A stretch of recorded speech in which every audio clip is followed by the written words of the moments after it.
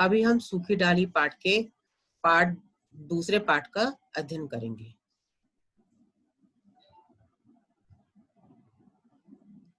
वही बरामदा दाईं ओर के तख्त पर बिस्तरा बिछा हुआ है। दीवार के साथ तकिया लगा है। दादा आराम से तकिए के सहारे बैठे हुक्का पी रहे हैं। उनका मंझला लड़का करमचंद पास बैठा उनके पांव दबा रहा है। हुक्का पीते पीते बच्चों को बाहर अहाते में खेलते हुए देख रहे हैं। स्नानघर से नल के जल्दी जल्दी चलने की आवाज आ रही है। शायद कोई बच्चा उसे चला रहा है। करमचंद की भ्रुकुटी तन गई है। पर्दा उठने के कुछ क्षण बाद वे नल के चलने और हुक्के के गुड़गुड़ाने की आवाज आती रहती है। फिर तो यहाँ पहले बताया कि सेकंड दृश्य में हमारा क्या है, करमचंद जो दादा मूलराज जी का क्या है, मंझला बेटा होता है, और दादाजी बैठे हुए हैं बिस्तर पे, और करमचंद क्या है अपने दादाजी के पैर दबा रहा है, और दादाजी क्या है हुक्का पी रहे हैं। हुक्का मतलब एक तरह सिगार होता है, मतलब एक तरह से बोलेंगे कि जैसे हम स्मोकिंग टाइप वाला से होता है कि पुराने समय में लोग कैसे हुक्का, एक पाइप होती है, पाइप के सहारे से जैसे हम सिगरेट पीते हैं, सिगरेट का स्मोकिंग होती है, तो स्मोकिंग पाइप है, तो स्मोकिंग पाइप को क्या बोला, वो ये हुक्का बोला हुआ है। तो वो ऐसे पी रहे हैं, तो और करमचंद उनके पास बैठा है, और बाहर अहाते में मतलब बाहर के ग्राउंड के खुली जगह में बच्चे खेल रहे हैं। स्नानघर मतलब ये उनका मतलब रूम बाहर के दृश्य मतलब उनका वर्णन किया गया है। आगे फिर है करमचंद क्रोध से, बस करो जगदीश, क्या खटखट लगा रखी है, जरा आराम करने दो, अभी भी खाना खाकर बैठे हैं कि तुम।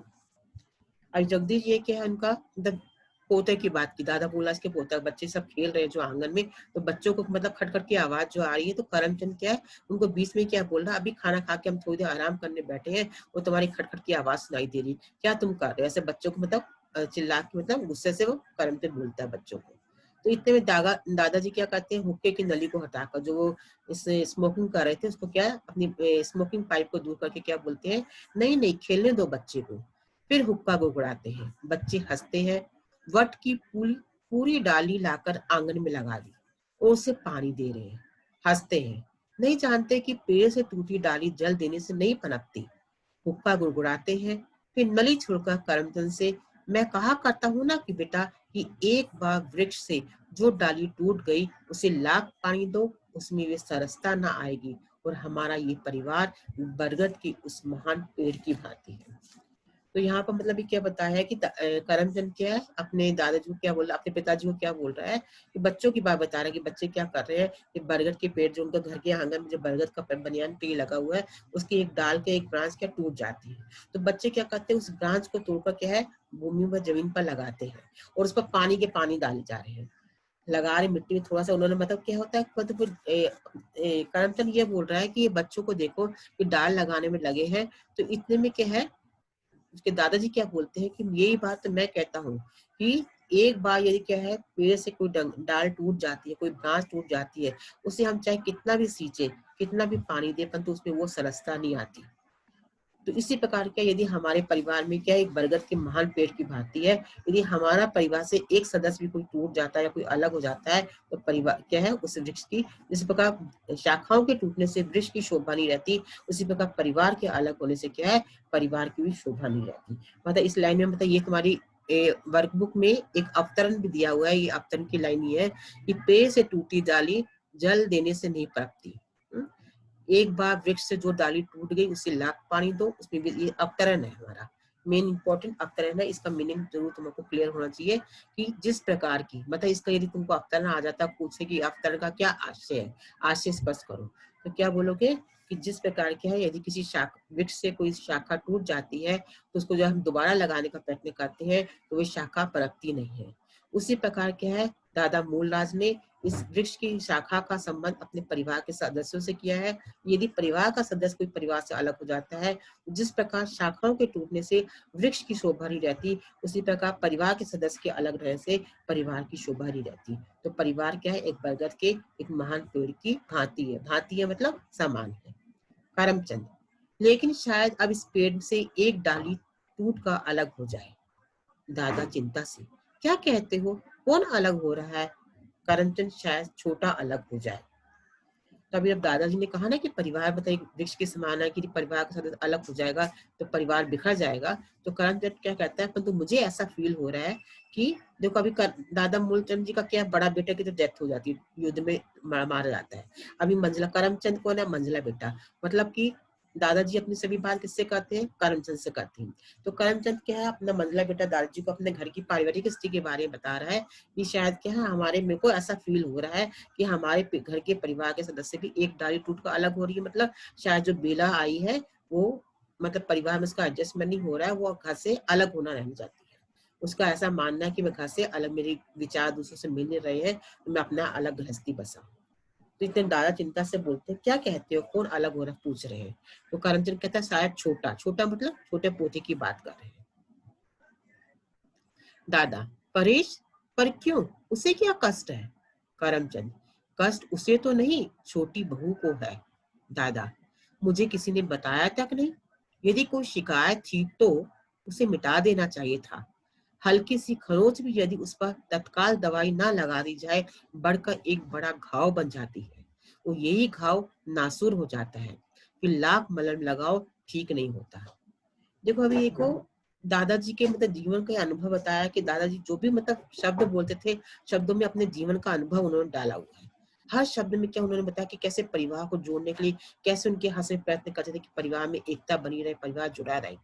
जब करमचंद को बताता है कि परेश तो मतलब अलग होना नहीं चाहता, परंतु परेश की पत्नी है और बेला क्या है, वो अलग होना चाहती है।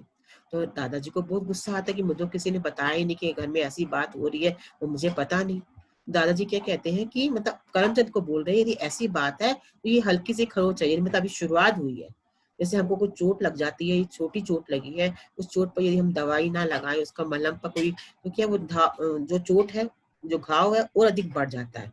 यही घाव नासूर हो जाता है, मतलब उसके जख्म बढ़ जाता है। यदि हम उस पर मलहम लगाएं तभी वो क्या घाव हमारा बढ़ता है। उसी प्रकार के यदि परिवार में यदि एक छोटी सी भी दरार आ गई है, यदि उस दरार को हम यदि प्यार से ना मिटाए तो क्या है, ये दरार धीरे धीरे बढ़ती जाएगी।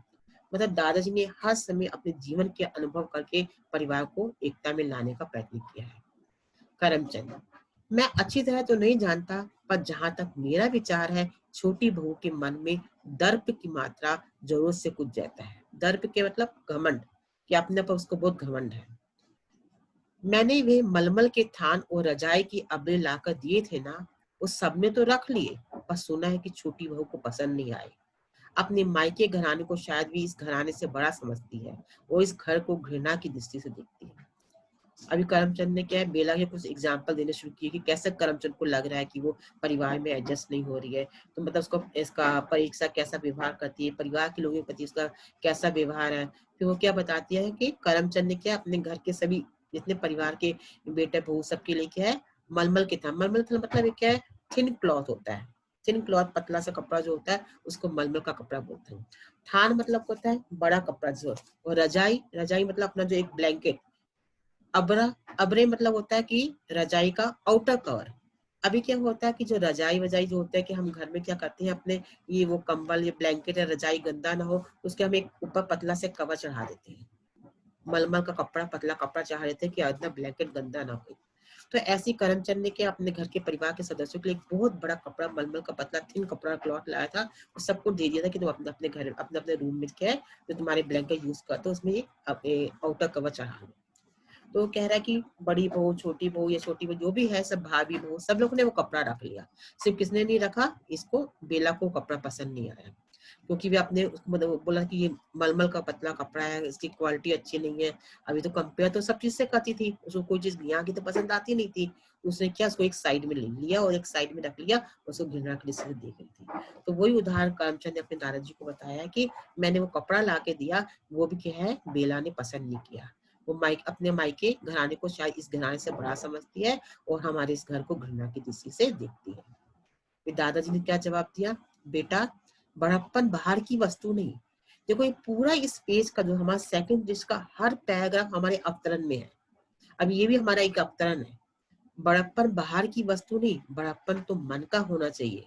और फिर बेटा, घृणा को घृणा से नहीं मिटाया जा सकता। बहू तभी पृथक होना चाहेगी जब उसे घृणा के बदले घृणा दी जाएगी। लेकिन यदि उसे घृणा के बदले स्नेह मिले, उसका समस्त घृणा धुंधली पर का लुप्त हो जाएगी। ये हमारा अवतरण है। इसमें क्या बोला है दादाजी के एक्सप्लेन के सब क्या, बड़प्पन बाहर की वस्तु नहीं। बड़प्पन मतलब क्या है, आपस में जो हमारा हमारा जो क्या बोलेंगे बड़ों, जिससे बड़ा बोलते हैं ना कि परिवार को चलाने वाला एक बड़े आदमी का अनुभव, कि एक बड़े आदमी का बड़प्पन तभी दिखाई देगा कि जब क्या है, यदि वो परिवार में जो घृणा फैल रही है उसको क्या है, प्यार से मिटा दे। तो बड़प्पन बाहर की वस्तु नहीं है, असली बड़प्पन तो हमारा मन से होना चाहिए। हम दिखावा करें हम बहुत बड़े हैं, हम बहुत बड़े हैं, है ना? हम शान दिखाते रहे, वो तो तुम्हारे मन में क्या है, तुम्हारे विचार अच्छे नहीं है, तो तुम्हारा वो बड़प्पन किसे काम करे है। यदि बड़प्पन तो है, बड़प्पन तो असली किसका होना चाहिए, मतलब वही वर्डिंग लिखी है, बड़प्पन बाहर की वस्तु नहीं है, सिर्फ दिखावा नहीं है कि हम बड़े हैं। कोई एक अमीर खानदान का आदमी है, इसका बहुत अधिक बिजनेस है, सब कुछ है, तो बोलेगा मैं बहुत बड़ा आदमी हूँ, मेरे में बड़प्पन ज्यादा है, परंतु अंदर में क्या, उसका रियलिटी, उसके मन में किसी के प्रति प्यार नहीं है, कुछ नहीं है, तो उसका बड़प्पन वो किसी काम का नहीं। यही इसका अवतरण की लाइन का यही हमारा आशय है कि बड़प्पन बाहर की वस्तु नहीं, बाहरी दिखावा नहीं होता। बड़प्पन तो हमारे मन की भावना को प्रकट करता है, हमारे मन के विचारों को प्रकट करता है।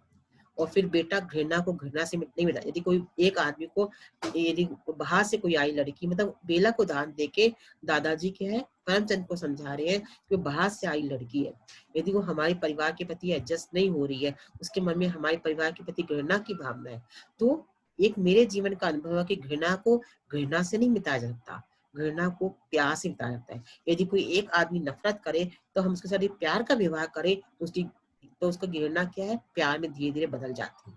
यदि वो घृणा कर रहा है और हम भी उसके प्रति घृणा करते जाएंगे तो घृणा को घृणा से नहीं मिटा सकते। घृणा को मिटाने के लिए हमें प्यार का सहारा लेना पड़ेगा।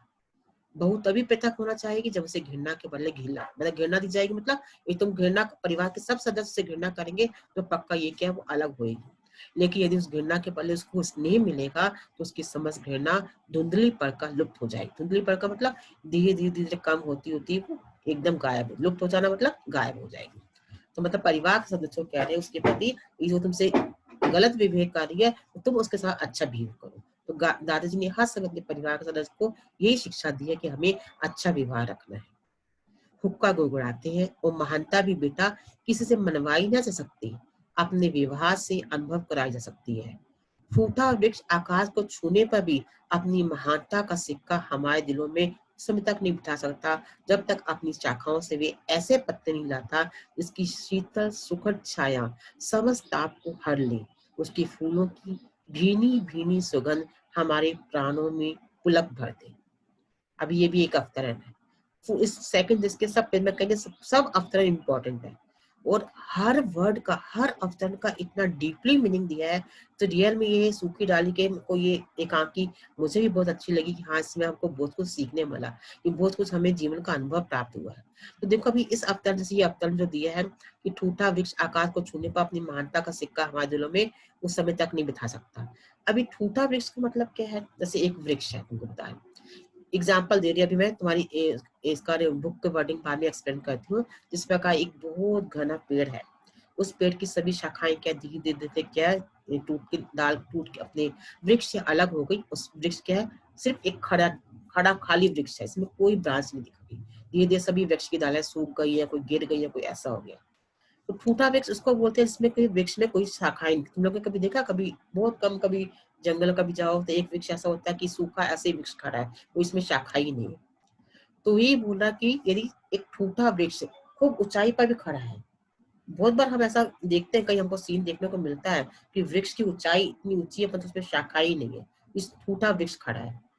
तो ठूठा वृक्ष चाहे ऊपर तक पहुंच जाए, आकाश की ऊंचाई तक, मतलब उसकी ऊंचाई इतनी बढ़ जाए, परंतु यदि उसमें शाखाएं नहीं है तो उस वृक्ष की कोई शोभा ही नहीं है।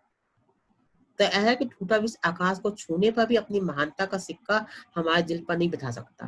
तो ऐसे वृक्ष को, मतलब ऐसे लोग उसको, मतलब कोई यदि उसमें छाया नहीं है, उसमें वृक्ष पक्षी आकर निवास नहीं कर सकते, उनसे हमें हवा ही नहीं मिल सकती, तो उसके वृक्ष के पास जाकर खड़ा कौन होगा? है कि नहीं यार, सही बात।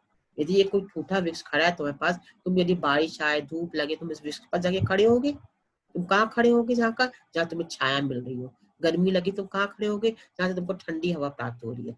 टूटे वृक्ष से ना हमको हवा मिलेगी, ना हमें कोई जीवन का अनुभव प्राप्त होगा।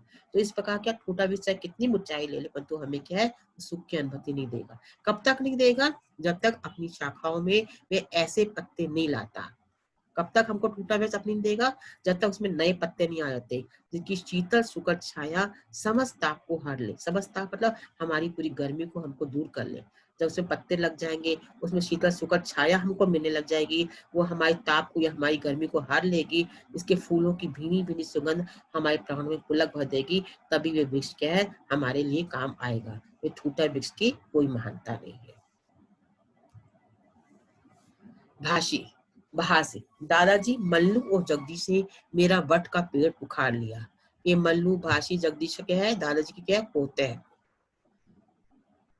मल्लू से लड़ते हुए चीख चीख कर, क्यों उखाड़ा तूने मेरा पेड़, क्यों उखाड़ा? दादा पेड़ हंसते हैं, बच्चे हंसते हैं। ठहरो भाजी, लड़ो मत बेटा, जाना करमचंद, जरा हटाना इन दोनों को। करमचंद जाता है। दादा फिर हुक्के की नली मुंह में लगा लेते हैं। परेश नीची नजर किए प्रवेश करता है। दादा, आओ बेटा परेश, फिर मैंने एक दो कपड़े भेजे थे ना, तनिक देखना बहू ने उन्हें धो डाला या नहीं। धो डाले तो ले आओ जरा, फिर मैं तुमसे बात करूंगा। अभी क्या इतने में जब क्या है, बच्चों के लड़ने की भाषी बल्लू आपस में लड़ते हैं, तो क्या है, दादाजी क्या है, करमचंद को क्या बोलते हैं, जरा इन बच्चों को क्या समझाओ कि आपस में लड़ रहे हैं, इनको प्यार से क्या है समझाओ जरा। तो इतने में क्या है, परेश नीचे के लिए प्रवेश करता है। अब ये दादाजी और करमचंद की बात होती है, इतने में कौन आ जाता है, नीचे मुंह करके परेश। क्यों आता है? जब वो बेला उसको 10 बातें सुनाती है, तो अपना छोटा सा मुंह लेके वो दादाजी के पास आता है। मतलब बेला को तो कुछ जवाब नहीं दे पाता, परंतु नजर झुकाए वो दादाजी के पास आकर खड़ा जाता है। दादा, आओ बेटा परेश, वे मैंने एक दो कपड़े भेजे थे। अभी परेश से क्या बोलता है कि मैंने एक दो कपड़े दिए थे, देखो बहू, तो बहू मतलब बेला को पूछ रहा है, परेश से पूछ रहा है, इसको दोनों को दिए थे, क्या उसने धो दिए कि नहीं दे दिए। मतलब अभी दादाजी को परेश की थोड़ी सी रियलिटी तो मालूम पड़ गई है कि हाँ भी का बेला और इसके बीच कुछ खटपट चल रही है। तो ऐसा कुछ बात शुरुआत करने के लिए उन्होंने किसका शुरुआत किससे कर ली, मैंने को अपने बहू को कुछ कपड़े धोने के दिए थे, धोए हैं कि नहीं तुम देखो जरा।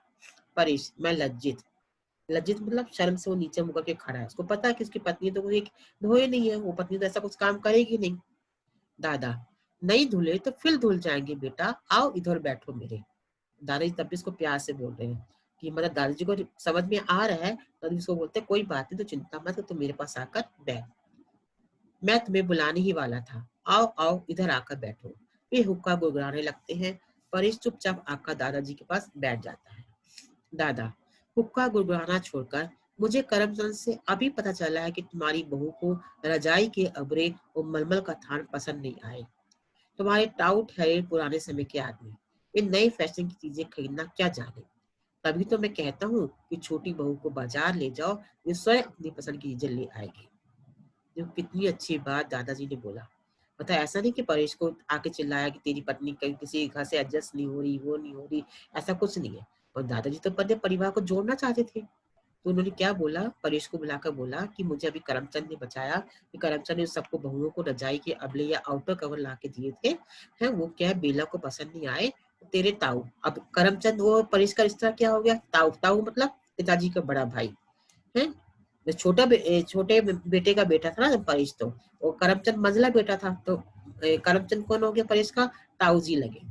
है तो वो क्या बोलते, तुम्हारे ताऊ जी तो पुराने जमाने के हैं, उनको नई फैशन को क्या पता, तुम अपनी पत्नी को क्या बाजार ले जाओ, उसकी पसंद के कपड़े ले आओ। परेश जी, दादा हल हुक्के का कश लगाकर, और मैं सोचा था कि अब बहू आ गई है तो इंटू को दहेज तैयार करने में भी सहायता देगी। परेश जी, मैं इसलिए आया था। दादा, हाँ हाँ कहो, क्यों झिझकते हो? भाई दादाजी मतलब उससे और बात करना चाह रहे थे, परेश ने मतलब बात की शुरुआत करनी चाहिए। क्या बात शुरुआत करनी चाहिए कि को फर्नीचर पसंद नहीं है या कुछ ऐसा कुछ बोलना चाह रहा था कि बेला ने कमरे से बाहर निकाला कुछ है। तो दादाजी को क्या बोलते हैं, तुम झिझको मत, झिझको मतलब ना, वैसे शर्माओ मत, मुझे अपने मन की बात खुलकर बताओ। परेश जी, बात यह है कि इस घर में बेला का मन नहीं लगता। दादा, इतनी जल्दी उसका मन कैसे लग सकता है बेटा, अभी कई दिन हुए उसे आए। फिर बेटा, मन लगता नहीं, लगाया जाता है। परेश, वे मानती नहीं। दादा, तो हमें उसका मन लगाना चाहिए। एक बड़े घर से आई है, अपने पिता की इकलौती बेटी है, कभी नाते रिश्तेदारों में नहीं रही, इस भीड़ भाड़ में घबराती होगी। हम सब मिलकर उसे घर में उसका मन लगाएंगे। दादाजी कहते कि बड़े घर से आई है, उसके घर में इतनी जॉइंट फैमिली नहीं है, मतलब वो चाहे उसके पैसा वाला परिवार है, तो इस भीड़ भाड़ से वो घबरा रही होगी, इतना बड़ा परिवार देखो डर रही होगी, हम सब मिलकर उसको उसका मन लगाएंगे। परेश, उसे कोई पसंद नहीं करता, सब उसकी निंदा करते हैं। अभी मेरे पास माँ, बड़ी ताई, मंजली ताई, बड़ी भाभी, मंजली भाभी, इंदू, रजवा सब आई थी। सब उसकी शिकायतें करती है, ताने देती थी कि तू उसके साथ हाथ बिक गया है, तू उसे कुछ नहीं समझाता, वो उधर वे उन सबसे दुखी है। कहती है सब मेरा अपमान करते हैं, सब मेरी हंसी उड़ाते हैं, मेरा समय नष्ट करते हैं। मैं ऐसा महसूस करती हूँ जैसे मैं परायों में आ गई, अपना एक भी उसे दिखाई नहीं देता। आप मेरी माने तो। अब इतना बोल रहा मतलब पहले वो बेला की बात बता देती है कि ये बेला घर के परिवार के लोग सब, बड़ी ताई, बड़ी भाभी, छोटी भाभी, मंजली भाभी, बड़ी बहू, छोटी, सब पारू तक सब लोग उसके मतलब उसके बेला के अगेंस्ट में आके परेश को बोलती है। कि परेश का बताता है कि बेला भी क्या है, सबको कहती है कि उसको लगता है कि ऐसी फीलिंग होती है कि मैं किसी अनजानी जगह में आ रही हूँ, सब उसका मजाक उड़ाते हैं, सब उसको देखकर हंसते हैं, उसको मतलब अच्छा नहीं लगता। तो बोलता है कि मेरी बात मानो तो। दादाजी कहते हैं हाँ हाँ कहो। दादा, बात यह है कि वे आजादी चाहती है, दूसरों का हस्तक्षेप, दूसरों की आलोचना पसंद नहीं। दादा फिर हुक्का बुगराते हैं।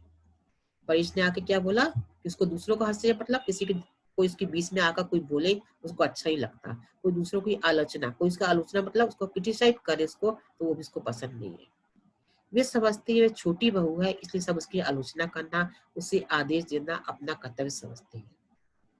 परेश ने उसकी क्या फीलिंग बताई कि बेला को लगता है मैं घर की सबसे छोटी बहू हूँ, इसी सब उसको क्या आदेश दे रही, मैं हुक्म चला रही है, मैम उसको अपने अंडर में रहना चाहती है, और ये बात क्या है बेला को पसंद नहीं है। दादा सिर्फ हुक्का गुड़गुड़ाते हैं और वे अपनी पृथक गृहस्थी बसाना चाहती है, जहाँ उसे कोई रोकने वाला न हो, जहाँ वे स्वेच्छता पूर्वक अपना जीवन बिता सके। वे चाहती है कि यदि बाग वाला मकान उसे मिल जाए तो वे सुख और शांति से रहे। मैं तो हमेशा यहाँ बनाना रहूंगा, कुछ ही दिनों की बात है, मेरी तब्दीली हो जाएगी। उतने दिन को यदि आप बाग वाले मकान का प्रबंध कर दे। उसकी सारी उद्विग्नता, अनिश्चितता और तिलमिलाहट में उसकी यही इच्छा काम करती है। अब मैं उसे कैसे समझाऊं। यहाँ पर भी क्या है, परेश दादाजी को क्या बोल रहा है कि बेला अपनी पृथक गृहस्थी मतलब एक अलग परिवार बसाना चाहती है, जहाँ उसे कोई रोकने वाला ना हो, जहाँ वे स्वेच्छता पूर्वक मतलब फ्री रूप से वो अपना जीवन बिता सके, किसी का इंटरफेयर उसके पास उसकी लाइफ में ना रहे। वे चाहती है कि यदि बाग वाला मकान उसे मिल जाए तो वहाँ सुख शांति से रहे। तो फिर अभी परेश कहता है कि मेरा तो मतलब पता नहीं कि मैं तब यहाँ पर अभी इस गांव में अभी यहाँ पर हूँ, कि मेरी तब्दीली हो जाए, मतलब मेरा ट्रांसफर कहीं भी हो जाएगा, तो उतने दिन तक को यदि आप मुझे बाग वाला मकान दे देते हैं तो उससे इसके कारण क्या, बेला की सारी उद्विग्नता, उद्विग्नता मतलब परेशानी, अनिश्चितता, जिसका मन नहीं लगता, परेशान रहती है, तिलमिलाहट जो उसको होती है, तिलमिलाहट मतलब उसका दम जो घुटता है, उसकी सारी मतलब उसका यदि अलग रहने लगी तो उसकी ये सब इच्छा क्या है, पूरी हो जाएगी। दादा कुछ क्षण हुक्का गुड़गुड़ाते हैं, फिर खांसते हैं। यूं तो इस झंझट से छुटकारा पाने का सरल उपाय यही है कि तुम्हें बाग वाला मकान दे दिया जाए। ये पड़ा भी बेकार है और अभी मैं उससे किसी तरह का भी काम लेने का इरादा नहीं रखता। पर तुम जानते हो बेटा, मेरे जीते ये असंभव है। फिर हुक्का गुगड़ाते हैं। मैं जब अपने परिवार का ध्यान करता हूँ तो मेरे सामने वट का महान पेड़ घूम जाता है, खासकर शाखाओं, पत्तों, फलों, फूलों से भरा पूरा। हुक्के की एक दो कश लगाते हैं और फिर मेरी आंखों के सामने उस महान वृक्ष की कलियां टूटने लगती है और वे केवल ठूट रह जाता है।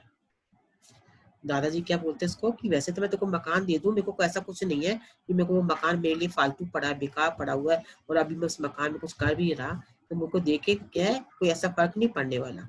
और तो फिर भी मैं चाहता हूँ कि मेरे जीते जी मैं ऐसा कभी असंभव नहीं होगा कि मेरे परिवार से कोई अलग गृहस्थी बसा कर रहे।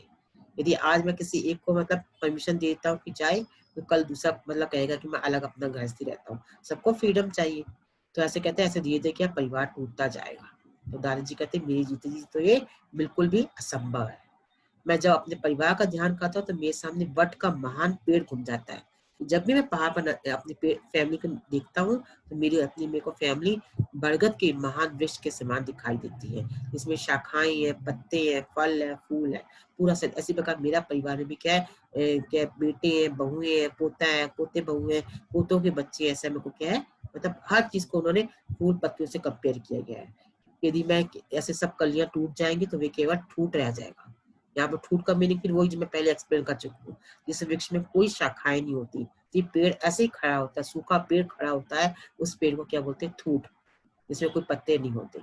यदि बोलता है कि यदि परिवार में भी क्या है, सब धीरे धीरे अलग होने लगे, सब अपनी अलग गृहस्थी बसाने लगे, तो ये क्या है, मेरा परिवार भी क्या ठूट रह जाएगा। स्वर धीमा, जैसे अपने आप से कह रही हूँ, और मैं सिहर उठता हूँ। सिर उठना तो कांप उठता हूँ। ना बेटा, मैं अपने जीते जी ये सब ना होने दूंगा। तुम चिंता ना करो, मैं सबको समझा दूंगा। घर में किसी को तुम्हारी पत्नी को तिरस्कार करने का साहस ना होगा। कोई उसका समय नष्ट ना करेगा। ईश्वर की कृपा से हमारे घर सुशिक्षित सुसंस्कृत बहू आई है, तो क्या हम अपनी मूर्खता से तंग कर दें? तुम जाओ बेटा, किसी प्रकार की चिंता का मन में ध्यान ना दो। मैं कोई ना कोई उपाय ढूंढ निकालूंगा। तुम विश्वास रखो, वे अपने आप को परायों से घिरी अनुभव ना करेगी। उसे वही अपना सत्कार मिलेगा जो उसने अपने घर से प्राप्त है। तो क्या मतलब दादाजी ने अपने परिवार को एकत्र करने के लिए क्या किया? देखो, रियल में एक जीवन का हमारा सीख है हमारे जीवन के लिए। दादाजी के हर शब्दों की वर्डिंग मतलब कितना मीनिंग वर्ड दिया हुआ है। क्या बोल रहे हैं कि हमारे मतलब परेश को ये बोल रहे हैं कि तुम बेचिंत होकर जाओ, कि मैं अपने परिवार के सभी मेंबर को समझा दूंगा। कोई परिवार का मेंबर का उसको तिरस्कार नहीं करेगा। तिरस्कार नहीं करेगा मतलब उसको मतलब उसके अगेंस्ट में कुछ बोलेगा नहीं है। भगवान की कृपा से हमारे घर में एक सुशिक्षित सुशिक्षित मतलब पढ़ी लिखी, सुसंस्कृत मतलब अच्छे कल्चर से आई हुई बहू आई है। क्या हम अपनी मुग्धा से तंग करें? मतलब ऐसा वो नहीं कह रहे कि बच्चे अपने बहू बेटों की बात सुन के उनकी बातों में नहीं आ रहे कि हाँ बहू में गलती, बहू में गलती।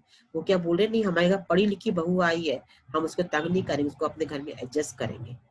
है तो इसका तुम अपना मतलब जाओ, मैं अपने कभी मैं तुमको एक बात की गारंटी देता हूँ कि हाँ परिवार के सदस्य को वही मान सम्मान प्राप्त होगा जो अपने उसको अपने मायके घर से प्राप्त होता है। ये कहकर वो परेश को भेज देते हैं। परेश, जैसा आप उचित समझे दादा। और देखो, तुम स्वयं भी इस बात का ध्यान रखना, तुम्हारी किसी बात से उसका मन न दुखे। कोई भी ऐसी बात ना करो जिससे वे अपना अपना समझे। परेश चलने को होता है और तुम उसे साथ ले जाकर नगर में सब चीजें खरीद लाओ। शेष की चिंता तुम ना करो, मैं कोई ना कोई रास्ता अवश्य निकाल दूंगा।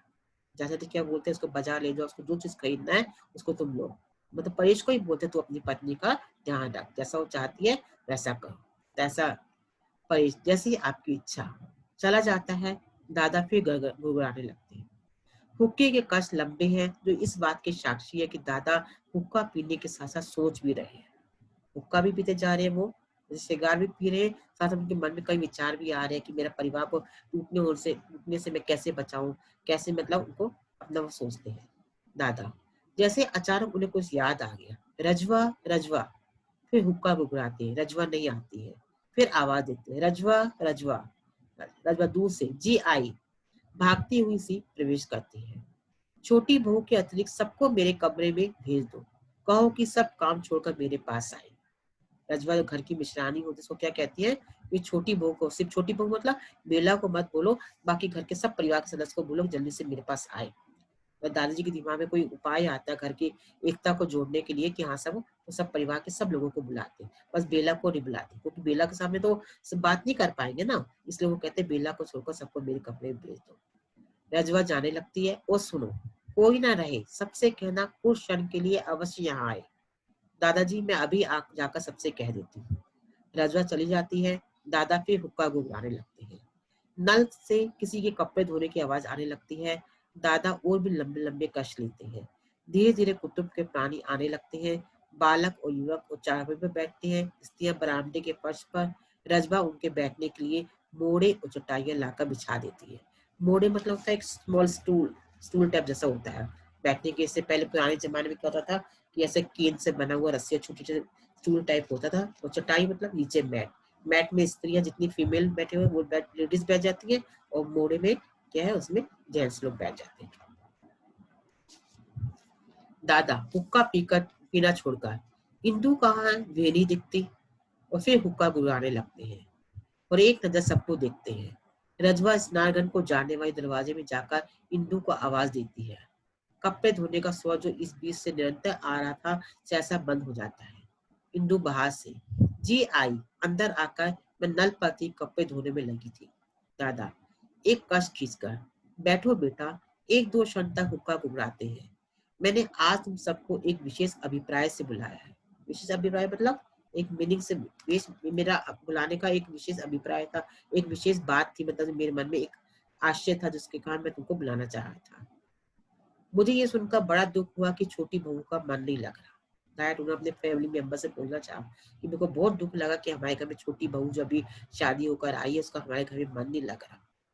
इंदु, दादाजी, दादा, मतलब ये इंदु कुछ बोलना ही चाही थी, इतने दादाजी उसको टोक दिया। इंदु बेटा मुझे अपनी बात कह लेने दो। मुझे ये जानकर बड़ा दुख हुआ कि छोटी बहू का मन यहाँ नहीं लगा। दोष उसका नहीं, दोष हमारा है। वो एक बड़े घर की बेटी है, अत्यधिक पढ़ी लिखी है, सबसे आदर पाती है और राज करती आई है। राज करती आई है मतलब उसके घर में उसको सब में बहुत लाड, इकलौती लड़की थी, घर में बहुत लाड से पड़ी हुई है तो मतलब लाडों से आई है, प्यार से मिला है, उसको यहाँ का भी वैसे ही सम्मान मिलना चाहिए। यहाँ पे केवल एक छोटी बहू है, जहाँ उसे हर एक का आदर करना पड़ता है, हर एक से दबना पड़ता है, हर एक का आदेश मानना पड़ता है। यहाँ उसका व्यक्तित्व दब कर रह गया है। यहाँ पे दादाजी क्या तो दादाजी कितने अच्छी वर्डिंग क्या बोल रहे हैं कि वो पढ़ी लिखी लड़की है और सबसे छोटी बहू सबके अंडर में रह रही है, तो उसका व्यक्तित्व मतलब उसकी पर्सनैलिटी दब रही है। वो मतलब कुछ करना चाहती है पर वो खुलकर कर नहीं पा रही है। मुझे ये बात पसंद नहीं है। कुछ क्षण हुक्का गुड़गुड़ाते हैं। बेटा, बड़ा वास्तव में कोई उम्र से या दर्जे से नहीं होता। ये भी एक अवतरण है तुम्हारा। ये वास्तव में बड़ा कोई उम्र या दर्जे से नहीं होता, बड़ा तो बुद्धि से होता है, योग्यता से होता है। छोटी बहू उम्र में ना सही, अकल से हम सबसे निश्चय बड़ी है।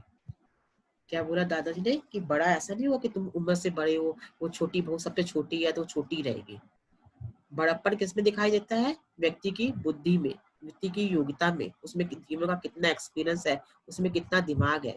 तो छोटी बहू चाहे हमारी उम्र में छोटी है तो अकल में हमसे बड़ी है, मतलब उसके पास पढ़ी लिखी है, उसके पास ज्ञान क्या ज्यादा है। वो हमें चाहिए कि उसकी बुद्धि से उसकी योग्यता का लाभ उठाए। मेरी इच्छा है कि उसे यहाँ भी आधा सत्कार मिले जो उसे अपने घर से प्राप्त था। सब उसका कहना माने, उससे परामर्श ले और मैं प्रसन्न होऊंगा कि यदि उसके काम में तुम आपस में बांट लो, उसे पढ़ने लिखने का अधिक अवसर दो। उसे अनुभव ही ना हो कि वे किसी दूसरे घर में है, किसी दूसरे वातावरण में आ गई है। तो क्या बोले, बेला के जो घर के काम उसको दिए हुए तुमने, घर के काम भी तुम आपस में बांट लो, उसको काम करने को मत दो। ये वो अपने मायके घर में कोई घर का काम नहीं करती थी, तो यहाँ भी उसको थोड़ा फ्री करो। उसको पढ़ने लिखने का शौक है तो उसको वो अवसर दो, उसको पढ़ने लिखने दो, है तो उसके अनुभव ही उसको मतलब हमारे हैं, और उनको जैसा उनको घर के अपने घर में वातावरण मिला था वही वातावरण तुमको हमको यहाँ अपने ससुराल में भी इसको देना है। फिर कुछ क्षण बाद हुक्का बुलाते हैं। फिर बेटा, ये कुतुब एक महान वृक्ष है, हम सब इसकी डालियां हैं। डालियों से ये पेड़ है, और पेड़ है तो डालियां है, छोटी हो चाहे बड़ी, सब उसकी छाया को बढ़ाती है। मैं नहीं चाहता कोई डाली इससे टूटकर पृथक हो जाए। तुम सदैव मेरा कहा मानते रहे हो, बस यही बात मैं कहना चाहता हूँ। यदि मैंने सुन लिया कि किसी ने छोटी बहू का निरादर किया है, उसकी हंसी उड़ाई है, उसका समय नष्ट किया है, इस घर में मेरा नाता सदा के लिए टूट जाएगा। अब तुम सब जा सकते हो। जा सकते अपने परिवार को क्या बोलने समझा रहे हैं, ये पूरा मेरा पूरा कुटुंब, कुटुंब मतलब परिवार एक महान वृक्ष के समान है। सब उसकी डालियां हैं, तुम सब जितने परिवार के मेंबर हो सब उसकी ब्रांचेस हो, डालियों हो। और डाल से ही, जैसे प्रकार ब्रांचों से ही शाखाओं से पेड़ बनता है, और पेड़ से ही पेड़ में ही डालियां होती है। तो चाहे छोटी हो चाहे बड़ी हो, हर पेड़ में किसी में ब्रांच बड़ी होती है, किसी में छोटी होती है, किसी में कम है, किसी में ज्यादा होती है, वो तो सब वो पेड़ की शान बढ़ाते हैं। इस प्रकार क्या है, मैं भी तुमसे कहता हूँ कि मेरे घर के ऊपर इस वृक्ष में जो मेरा परिवार है, उससे कोई भी डाली, कोई भी शाखा कोई टूटनी नहीं चाहिए, है? मैं तुमसे तो यही कहता हूँ, यही कह रहा हूँ कि सबने क्या है, किसी ने भी बेला का अपमान नहीं करना, किसी ने उसकी हंसी नहीं उड़ानी, किसी ने उसका समय नष्ट नहीं करना। यदि किसी ने भी उसका अपमान किया, निरादर किया, उसका मजाक किया, यदि मुझे ये बात मालूम पड़ी तो मेरा इस घर से नाता टूट जाएगा, मतलब मैं इस घर छोड़कर चला जाऊंगा। तुम अब जा सकते हो। और फिर हुक्का घुघराते हैं, सब धीरे धीरे जाने लगते हैं। इंदु बेटा और मंजली बहू तुम जरा बैठो। सबके जाने के बाद इंदु वो क्या है मंजली बहू को रुका देते हैं। दोनों के अतिरिक्त शेष सब चले जाते हैं। मंजली बहू, तुम अपनी हंसी को उन लोगों तक ही सीमित रखो बेटा जो उसे सहन कर सकते हैं। अभी हमारा जस्ट फर्स्ट डिस्क में पढ़ा था ना कि मंजली बहू आती, जब परेश को बेला परेश की बात सुनती है, हंसती जाती, सब पूछते क्या हुआ तो अपनी हंसी कंट्रोल नहीं करती। दादाजी को ये बात भी मालूम पड़ जाती है कि मंजली बहू उसका मजाक उड़ाती है। तो क्या बोलते हैं, तो अपनी हंसी को उन लोगों तक सीमित रखो उसे जो उसे सहन कर सकते हैं। ये तो यदि बेला को ये पसंद नहीं है तुम्हारा हंसना, तुम मतलब मत हंसो। बाहर के लोगों पर घर में बैठकर हंसा जा सकता है, किंतु घर के लोगों को तब तक तुम हंसी का निशाना बना ठीक नहीं। जैसे बाहर के पे लोगों पर तुम हंसी उड़ाओ, मजाक उड़ाओ, ठीक है, और तो अपने घर के सदस्यों का तुम मजाक उड़ा रही हो, तुम उसकी हंसी उड़ा रही हो, ये बात तो बिल्कुल ठीक नहीं है। जब तक वे पूर्णतः घर का अंग न बन जाए। और इंदु बेटा, तेरी छोटी भाभी बड़ी बुद्धिमती है, सुशिक्षित है, सुसंस्कृत है। तुझे उसकी हंसी उड़ाने, उससे लड़ने झगड़ने के बदले उसके उसका आदर करना चाहिए, उससे ज्ञानार्जन करना चाहिए। तुम दोनों को मैं इस विषय में विशेष सावधान रहने का आदेश देता हूँ। मतलब परिवार के सदस्यों को भी कहा कि कोई उसका निरादर नहीं करेगा, और मंझली बहू को कहा तुम उसका मजाक नहीं उड़ाओगे। इंदू को भी कहा उससे लड़ेगी झगड़े नहीं, उसका आदर करेगी। वो मतलब ज्यादा पढ़ी लिखी है तो उससे क्या है, अपना अच्छी तरह ज्ञान प्राप्त कर आपस में मिलकर रहो। इस प्रकार परिवार के सभी सदस्यों को दादाजी क्या समझाते हैं। और फिर हुक्का गुगाने लगते हैं। फिर क्षण भर बाद, अब तुम जाओ और देखो, फिर मुझे शिकायत का अवसर न मिले। गला भर आता है। यही मेरी आकांक्षा है कि सब डालियां साथ साथ फले फूले, जीवन की सुखद शीतल वायु की स्पर्श से झरझराए और सरसराए। विटप से अलग होने वाली डाली की कल्पना ही मेरे लिए सिहर उठती है। दादाजी क्या है, एकदम बोलते बोलते का गला भर आता है। बोलते हैं कि मेरी ये आकांक्षा है, आकांक्षा मतलब इच्छा, मेरी ये इच्छा है कि मेरी सभी डालियां एक साथ फले फूले।